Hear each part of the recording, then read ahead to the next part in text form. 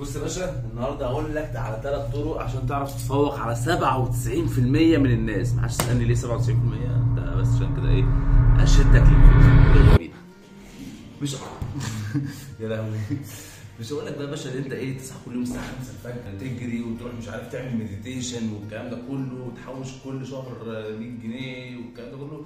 هو الكلام ده كله يعني قشطه ماشي صح، بس عارف مش هو ده اللي هيعدينا الفلنكات اللي هو يخلينا نتفوق على كل الناس دي او ايا كان نتفوق على اللي حوالينا كده. لا انا هقول لك بقى بجد اللي هو فعلا الخطوات اللي انا يعني ان شاء الله هتبعها، واللي انا فعلا عملت ريسيرش كتير قوي، لقيت الناس كتير قوي من الناجحين فعلا بيقولوا ان هي مفيش غير ال3 طرق دول او طريقتين منهم، اختار اي حاجه وهم دول فعلا هيخلوك تعدي. يلا يا عم جاهزين ولا ايه؟ من فتره كده كنت بسمع فرع فيديو للراجل اللي كان من اوائل الناس اللي بتستثمر في شركه امازون، فكان بيحكي بيقول ان في واحد كده اسمه جيف بيزوس ولا اعرفه ولا اي حاجه، جه قال له ما تيجي تستثمر عندي في الشركه دي، هتبقى اغنى شركه في العالم وانا هبقى اغنى راجل في العالم، والشركه هتحقق مبيعات ب 100 مليار دولار في السنه. ففكره 100 دولار في السنه دي مبيعات في التسعينات، اوقات التسعينات، وكمان انت جاي تقول له انا شركه بتبيع كتب اونلاين، فاللي هو لا الراجل قال له انت يا عم مش يا عم انت عبيط ولا ايه، بس الراجل استثمر فيه في الاخر. بس تعالى معايا تخيل الفكره دي، ان هو انت ازاي يا عم جيف بيزوس اللي هو جيس وات بقى فعلا اغنى راجل في العالم، وشركه امازون من اكبر الشركات في العالم وفعلا بتحقق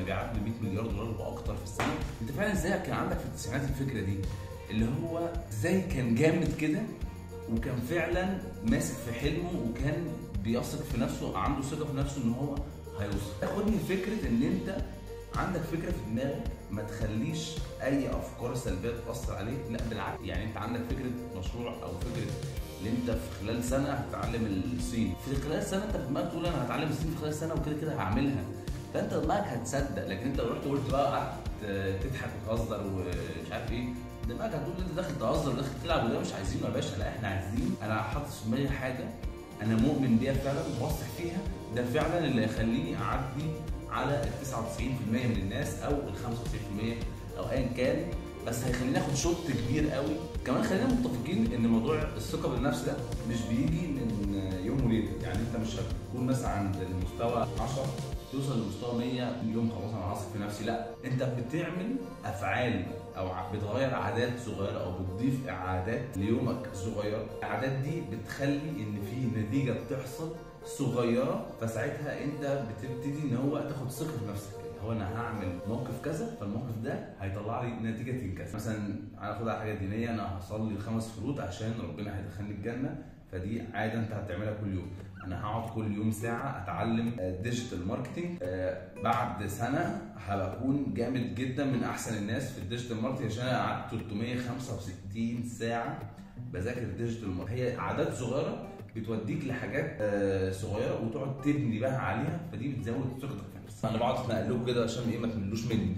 اتفرجت قبل كده على انترفيو فيديو لويل سميث كان قديم، فكان ويل سميث كان بيقول للمذيع بيقول له انا مش اجمد واحد في هوليوود، مش اجمد ممثل، وفي ناس اجمد مني كتير مشهورين ومش مشهورين. فالراجل بيقول له ايه ده؟ لا، فويل سميث قال له رغم كده انا اللي بيجي لي الادوار وانا اللي ممكن اتنك على الدور واقول انا هاخد كام والكلام ده كله، والناس اللي اجمد مني ما حدش يعرفهم اصلا ولا اي حاجه. فاما نخش في الموضوع اكتر، فالمذيع بيقول له طب ليه؟ فبيقول له عشان انا لو مثلا رحنا الجيم على التريد ميل اللي هي المشايه، رحت انا وواحد وابتدينا نجري، فقدامه حالتين في الحته دي، يا اما كده كده هيكسب، فدي اول حاله ان هو هينزل اخر واحد من على المشايه يفضل يجري لحد ما كل الناس تتعب وهو هينزل اخر واحد، يا اما هيكون مات لو ما نزلش اخر واحد، هيفضل يجري لحد ما يموت، يعني اللي هو مستحيل ينزل. فده يترجم لفكره الهارد وورك، اللي هو انت ازاي بتتعب في الشغل. يعني تلاقي ناس ايه تقعد تقول لك لا انا عايز اشتغل 4 ساعات في الاسبوع و6 ساعات ومش عارف ايه في اليوم 4 ساعات. ما هو خلينا متفقين عشان تبقى احسن من 99% من الناس لازم تكون بتعمل حاجات اكتر من اللي 99% من الناس بيعملوها. انت عندك 99% من الناس هنقول اللي بيشتغلوا 8 ساعات في اليوم، فانت عايز تبقى احسن منهم، خلاص تشتغل انت 10، تشتغل 12. مش بقول لك ان انت تشتغل في الشركه اللي انت بتشتغل فيها، لا انت بتشتغل شيفتك مثلا في شغلك 8 9 ساعات في اليوم او 12 ساعه، بعد كده انت تشتغل على نفسك في حاجه ثانيه 4 ساعات في اليوم. هي تضحيات، انت هتضحي بحاجه بس عشان تاخد حاجه جديده. لكن فكره ان انت هديك مثال حلو قوي، لو جبنا واحد موهوب واحد بيشتغل جامد، بس الموهوب مش بيشتغل جامد. مين فيهم اللي هو هيبقى اجمل في حاجه؟ انا من وجهه نظري بقول ان هو اللي بيشتغل جامد ده كده كده هيبقى اجمل، عشان الموهوب ده ماشي موهوب، بس الموهبه من غير الشغل مش تعمل حاجه، لكن الشغل من غير موهبه ممكن ساعتها يعمل حاجه. ده بيشتغل على نفسه فهيعرف يجيب ايه، هيعرف يجيب اجوان اسرع. الموهوب بيحب يتلالى ومش عارف ايه وبيعمل لقطات حلوه، لكن لا، اللي بيشتغل على نفسه ده قانون رباني. لو انت بتسعى فانا كده كده ربنا هيرزقنا وهيخلينا ناجحين طالما احنا بنسعى في نياتنا وفي الحلال والكلام ده.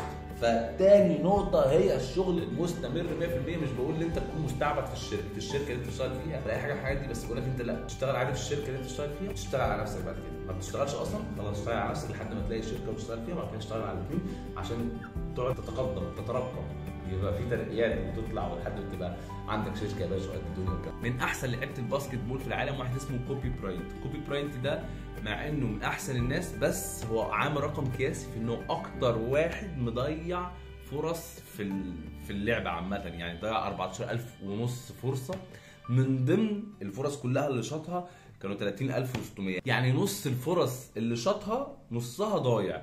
فده ياخدنا لفكره ان هو عرف اللي هي حته الارقام دي، اللي هو كل ما هيشوط اكتر وكل ما ياخد فرص اكتر كل ما هينجح اكتر.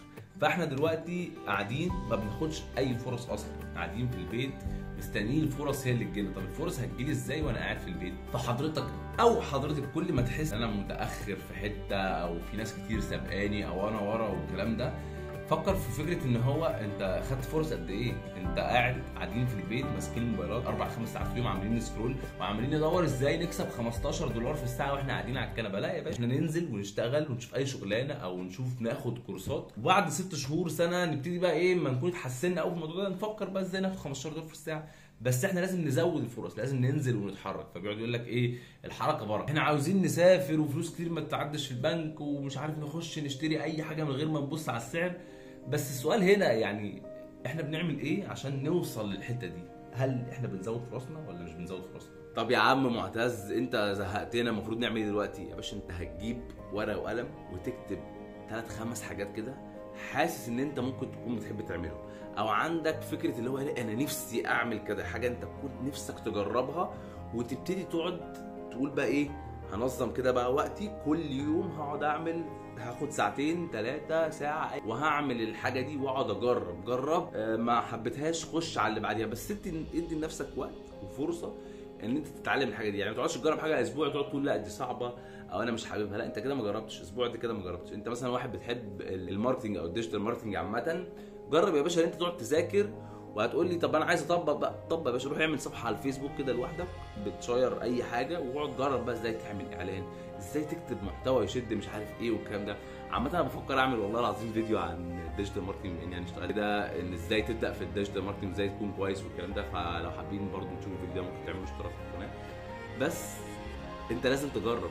احنا عامه اي حاجه بنعملها لازم نجربها، عشان ممكن يعني انت دلوقتي حاسس انت ممكن تبقى بتلعب بيانو كويس، بس انت ما جربتش تلعب بيانو، فلازم تجرب تلعب بيانو عشان تشوف هو كويس ولا لا. ويمكن ان شاء الله يا عم تبقى من احسن الناس اللي بتلعب بيانو في العالم وفي مصر وكل الكلام ده. لازم تجرب.